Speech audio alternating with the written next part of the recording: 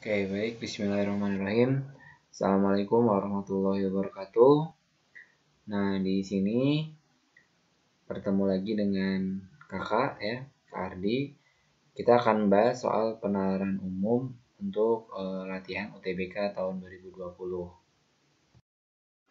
Nah, ini teksnya. Jadi teks berikut ini untuk menjawab soal nomor 1 sampai 7. Nah, silakan bisa dilihat dulu teksnya.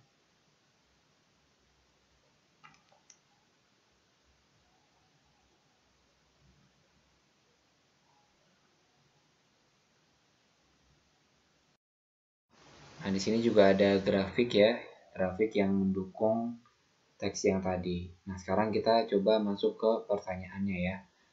Dari soal nomor 1 itu ada kata-kata, di situ ada diterjang lava, terus tumbuh kembali ya.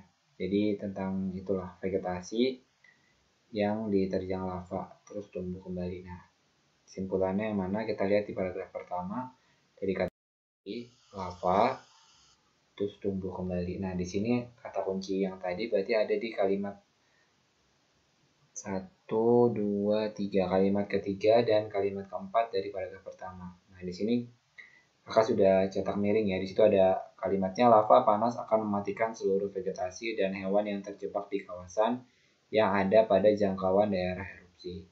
Sebagian vegetasi di kawasan erupsi ternyata mampu tumbuh kembali, terutama vegetasi dengan biji yang sebelumnya tertimbun di dalam tanah. Jadi, jawaban untuk yang nomor 1 berdasarkan paragraf 1, simpulan yang benar adalah yang B. Sebagian vegetasi di kawasan erupsi tidak diterjang lava dan material erupsi.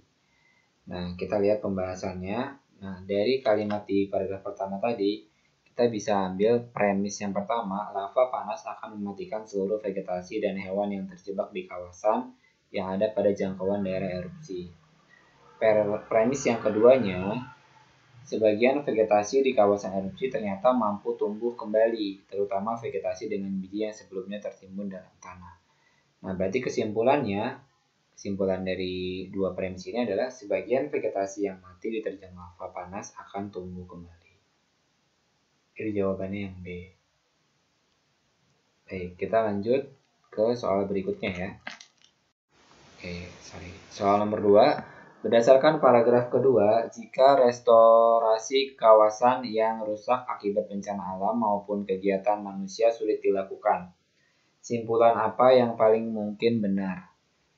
Nah, jadi untuk nomor 2 ini, apakah A. Kawasan mengalami kondisi terdegradasi berat, B. Tidak ada vegetasi pionir di kawasan rusak tersebut, C. Kawasan yang rusak sebelumnya bukan bervegetasi hutan, D. Pengetahuan tentang jenis-jenis pohon vegetasi pionir belum diketahui, E. Restorasi kawasan tidak dilakukan dengan menggunakan pohon-pohon jenis pionir.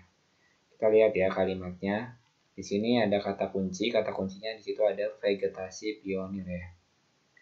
Vegetasi pionir dan restorasi kawasan. Kita di paragraf kedua, ini kata kuncinya ada di kalimat ini sudah kakak cetak tebal. Apabila pengetahuan tentang jenis-jenis pohon vegetasi pionir diketahui, restorasi kawasan rusak lainnya lebih mudah dilakukan. Hasil pengamatan menunjukkan jenis vegetasi pionir yang dominan adalah pohon akasia. Nah, dari kalimat yang ada di paragraf 2, kita bisa ambil ya kesimpulannya. Jadi untuk yang jawaban nomor 2 ini adalah pengetahuan tentang jenis-jenis pohon vegetasi pionir belum diketahui. Nah, pembahasannya kita ambil premis pertama, apabila pengetahuan tentang jenis-jenis pohon vegetasi pionir diketahui, restorasi kawasan rusak lainnya lebih mudah dilakukan. Ini ada di paragraf kedua tadi. Nah, premis keduanya ada di soal. Jika restorasi kawasan yang rusak akibat bencana alam maupun kegiatan manusia sulit dilakukan ya. Nah, berarti ini untuk kesimpulannya, pengetahuan tentang jenis-jenis pohon vegetasi pionir belum diketahui. Nah, ini berdasarkan penarikan kesimpulan dengan menggunakan modus tollens ya. Di mana premis pertamanya adalah P implikasi Q. Nih ya, jadi jika P maka Q gitu ya. Ini Q-nya. Nah, ternyata premis keduanya adalah negasi Q. Ya, negasi Q. Maka kesimpulannya adalah negasi P. Berarti pengetahuan tentang jenis-jenis pohon vegetasi pionir belum diketahui. Jadi jawabannya yang D. Soal tadi, kata kuncinya adalah pohon spesies tersingkir, ada campur tangan manusia di situ ya. Ada juga kata kunci di vegetasi yang invasif. Ya, campur tangan manusia. Pada ekosistem normal, Acacia decurrens merupakan yang paling bersifat invasif. Apabila tidak ada campur tangan manusia, vegetasi akan didominasi oleh pohon tersebut. Nah, jadi kesimpulan untuk nomor 3 ini dari kalimat yang tadi berarti kita ambil kesimpulan, berarti kesimpulannya adalah pohon spesies asli tersingkir oleh Acacia decurrens jika tidak ada campur tangan manusia. Ya, jadi nomor 3 jawabannya. Oke. Kita nomor 4. Berdasarkan paragraf kedua, apabila flamboyan merupakan tanaman polong-polongan, apa yang paling mungkin terjadi dengan flamboyan? Oke. Kita lihat ya di paragraf kedua, flamboyan ini kan tanaman polong-polongan ya.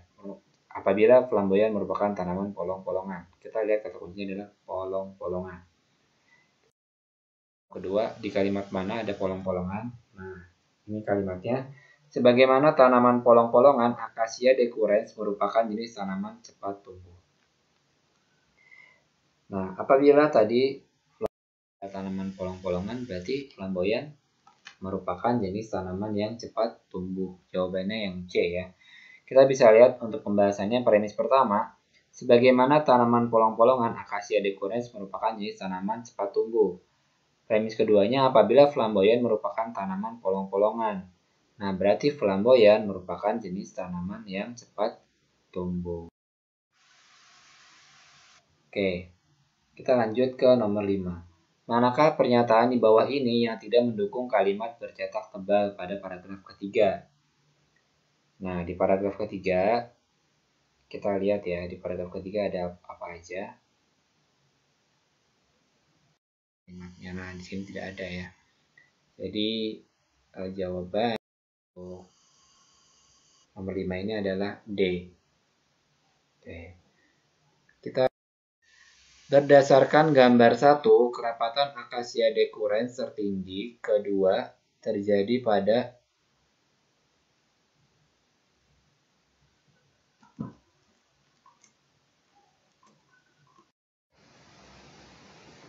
untuk nomor 6 berdasarkan gambar 1, kerapatan Acacia decurrens tertinggi kedua terjadi pada.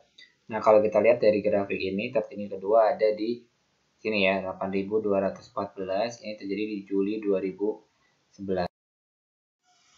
Oke, kita lanjut ke nomor 7. Berdasarkan gambar 1, manakah simpulan di bawah ini yang benar? Acacia decurrens mendominasi kawasan setelah 2 tahun pasca erupsi. B. Kerapatan pohon di Kemalang lebih tinggi dibandingkan di Cangkringan. C. Acacia decurrens di Cangkringan lebih invasif dibandingkan Kemalang. D. Acacia decurrens di Kemalang lebih cepat tumbuh dibandingkan di Cangkringan. E. Dominasi Acacia decurrens di Cangkringan lebih rendah dibanding Kemalang. Nah, untuk yang ini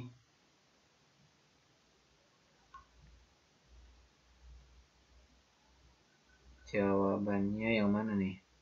Jawabannya yang tepat itu adalah yang E ya, dominasi Acacia decurrens ringan lebih rendah dibandingkan di Kemalang. Oke, demikian pembahasan untuk